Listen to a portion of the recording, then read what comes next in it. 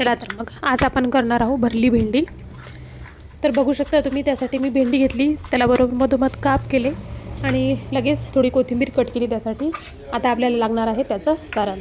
त्या सारणासाठी मी घेतला आहे शेंगदाण्याचा कूट आणि छान असा बारीक केलेला शेंगदाण्याचा कूट हवा आपल्याला, कारण तो आपल्याला भेंडीमध्ये भरायचा आहे। त्यानंतर लगेच चवीनुसार थोडं लाल तिखट, थोडीशी हळद, थोडंसं मीठ आणि थोडासा कांदा लसूण मसाला आणि भरपूर अशी कोथिंबीरीने खूप छान टेस्ट लागते। आणि याला छान ओलसरपणा येण्यासाठी त्यामध्ये मी थोडंसं तेल देखील टाकलं आहे, कारण भेंडीमध्ये भरताना ते एका ठिकाणी राहील यासाठी।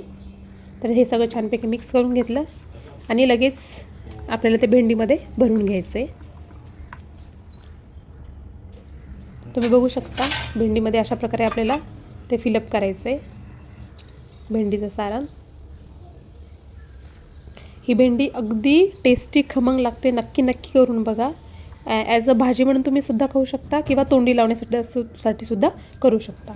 आता दुसऱ्या प्लेसवर लगेच मी तवा ठेवला, तव्यावर छान तेल स्प्रेड केलं आणि त्यामध्ये थोडीशी तडका येण्यासाठी थोडीशी जिरे आणि मोहरी टाकले फोडणीला आणि लगेच ही एक करून भेंडी त्यावर ठेवून दिली। अवघ्या 2 ते 3 मिनिटात ही भेंडी होते।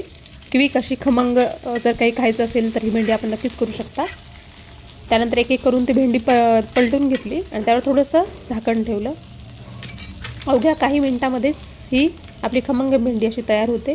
गार्निशिंगसाठी थोडंसं मी परत त्यावर कोथिंबीर वगैरे स्प्रेड केली आणि बघू शकता तुम्ही, जेव्हा आपण बघतो तेव्हाच किती डिलिशियस दिसते, दिसण्यापेक्षा खायलासुद्धा खूप छान लागते।